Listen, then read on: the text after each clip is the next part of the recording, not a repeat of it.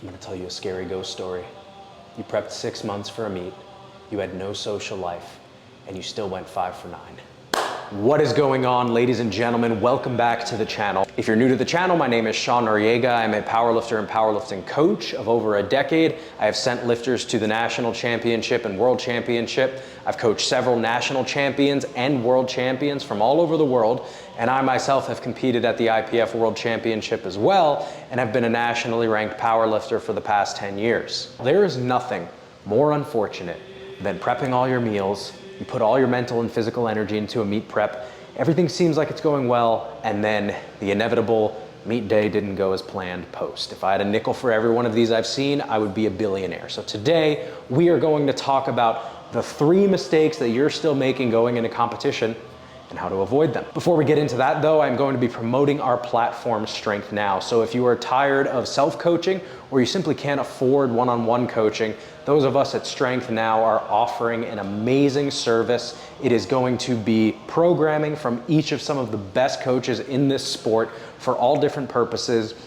It's only $49.99 and it comes with the 12 to 15 week program, a full exercise library, a data tracking system, and access to a Discord where there will be ongoing discussions about programming. So if you are interested, link is in the description.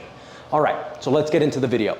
The first mistake that you are making is that you change training too much going into competition. And this can look in one of 3 ways.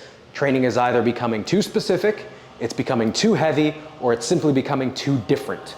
Now, there are a lot of lifters who think that they've finished up some previous period of training at varying levels of productivity and success, and they end up saying, well, it's time to prep for a meet, so I need to be going into prep mode, and all these things need to change. But a lot of times, especially if we're having really solid training going into the meet, the changes that need to be made are more blurring of the lines than drastic, discrete changes. So the first one we talked about, too specific.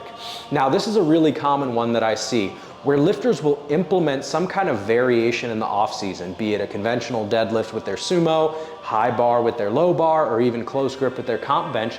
And they're noticing, hey, my bench is actually going pretty well. I'm getting the carryover from this movement, and maybe they've even hit some all-time PRs. And they end up telling themselves that I need to now switch back to the previous level of specificity I had. Now, if you're noticing that you're not equipped to handle heavy weight and training maybe didn't go as planned using those variations, then that's a different story. But a lot of times these variations, especially during periods of PRs, can actually prove to be mainstays, and you can keep them in during prep.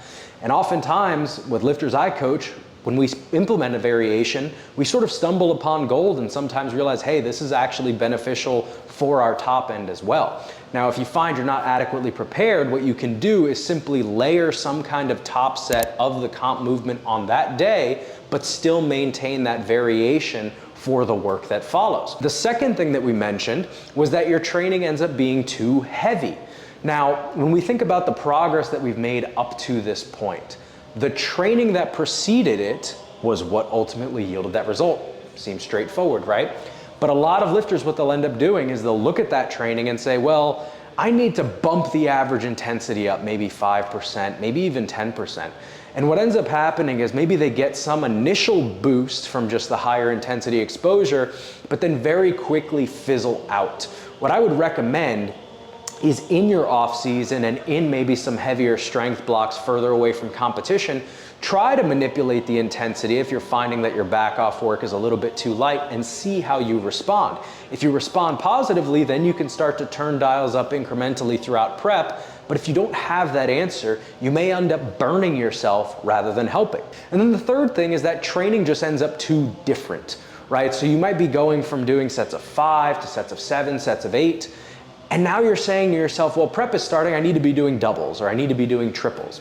And a lot of times this creates far too different of a stimulus, where there is a possibility that some of this added intensity can help, but ultimately the way that you fatigue from these movements, the amount of stimulus certain muscle groups get, especially if your technique is subject to change when you start going heavy, you might start stimulating certain muscle groups a little bit less and stimulating others a little bit more. And the way in which it does that might not always be favorable. So try to make incremental changes. Don't drastically change stuff, because 9 times out of 10 when I've brought on an athlete and I've seen their previous meet preps that didn't go well, this was the mistake that led to that. The second mistake you're making is that you are not managing your diet and your body weight appropriately, and are probably making the wrong decisions at the exact wrong time. Now, the most common behavior pattern I see with lifters is that when they are further away from competition, they view that period as a free pass to slack on their diet. And what ends up happening during this time is that they gain weight rapidly, most of it being fat, which means that it's not actually conducive to training. And because they feel like they have a free pass to slack on diet quality, it's not fueling their training as well. Then they get into meet prep and realize, oh crap, I'm way over my weight class, I need to tighten things up. And now they start to take their diet seriously, but now they are energy restricting during the period of training that should be the most difficult and requires the most recovery. And what ends up happening is that they actually end up net negative compared to the strength levels they had prior to starting the bulk. Because what happened is that the bulk didn't actually facilitate that much progress, and now due to energy restriction, as well as leverage changes from losing weight too quickly, they end up feeling terrible in training, and prep is very unpredictable. So what do? Well, let's establish some percentage rules here so that you can plan accordingly and not panic if you don't have to. If you're in that 0 to 1, maybe 1.5% range, I would sincerely advocate for just day before interventions. You can switch to foods that are very lightweight, or maybe even calorie restrict a day out, water restrict a day out, and you would probably be fine. I would rather see lifters be well fed during prep than to overshoot a cut. Now, if you know how to precisely cut and maybe lose that 1% and you feel fine training 1% lighter, go for it. But now if you're in that 1.5 to 4% range, this is where I would rather see lifters prepare to make some kind of acute weight cut strategy. And if you're looking for videos on this, I have one here on my YouTube channel, but easily the best and most comprehensive weight cut video on the internet is the weight cutting strategy video that I have done on Powerlifting Now. It is an educational platform started by myself and 3 other coaches, Matt Cronin, Marcellus Williams, and Steve DeNovi. It is only $15 a month, and you will have access to a full library of powerlifting content. So if you're interested, check that video out there. What it'll detail is how to plan a water cut or how to plan a gut cut, depending on how extreme you are on either end of that 1.5 to maybe 4% range, as well as just what you feel comfortable with. If you're over that 4% range, let's say you're at that 5%, maybe even higher time distance, this is where you want to plan your cut much further out. Ideally, if you find yourself 5% or above over your weight class, what you would ideally do is you would diet during the period of training that maybe follows your heaviest period of training before starting prep. So in simpler terms, maybe you've finished a heavy block a couple weeks before starting prep. During those couple weeks is when you should go about your diet, right? Maybe even finishing up that previous block so that you can lose the weight and get within acute weight loss strategy range before starting prep so that you can be well fed going through prep. And now the third mistake that you're making is that you are either overshooting or over tapering. Now, a lot of athletes will not feel comfortable loading something on the platform if they haven't hit it in training. The problem that can arise from this is we often cannot replicate performance on the top end if we have a recent exposure to that top end, right? If I max out a week out from competition, I probably won't have that weight or more on the platform unless I am under severe fatigue even going into that session. And a lot of lifters will end up taking something exceedingly heavy a week out, and then they'll tell themselves, well, I need to taper really hard. The problem with this is that tapering is primarily addressing the fatigue that's coming from the accumulated volume that you're doing. So in reality, even if you're pulling away to try to save yourself from the fatigue of that max out that you did a week out, you'll likely end up feeling fresh, but you might feel detrained and just weaker. So you show up to the platform, you think everything's gonna be okay, and then you get under the bar, start warming up, maybe you take your opener and you realize, wow, this is way heavier than I expected it to be. So what do? Well, imagine any time that you've hit a PR in training. Think about what the weeks leading into that looked like. You probably weren't maxing out the week before that. There was a logical buildup leading to that meet day performance or PR performance. It should be the same for competition. So what I would advise you to do is look back on your training history and ask yourself, about what percentage do I need to hit to be adequately prepared to make the next jump up, maybe to what I plan on taking on meet day? And you can plan your training blocks in that way, where maybe you finish a block out from your meet at 97% of your 1 rep max, and you work backwards in 3 to 5% jumps from that.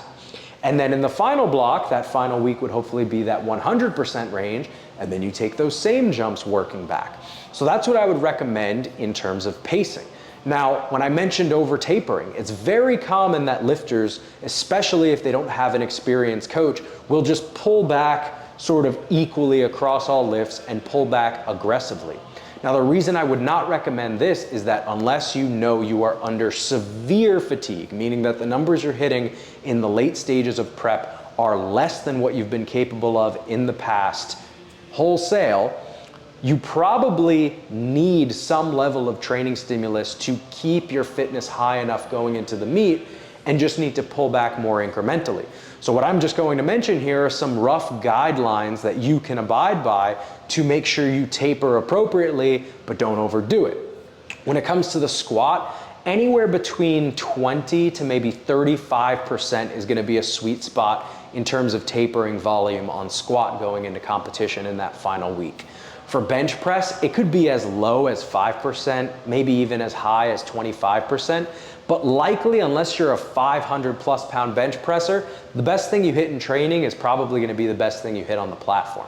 Now, deadlift is where you can probably get a bit more aggressive. That 40 to 60% range for a taper is probably more realistic. However, if you pull sumo and you're a very efficient sumo deadlifter, you might abide more by like the squat standard of tapering, because if you recover more easily from a sumo deadlift than you do your squat, then it wouldn't make more sense to taper more aggressively for a deadlift than a squat.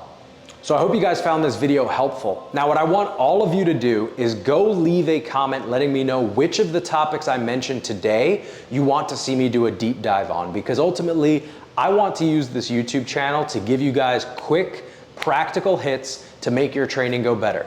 And like I said, if you're tired of spinning your wheels, Strength Now is here for you. As always, my name is Sean Noriega. I appreciate you guys watching, and I will see you in the next video.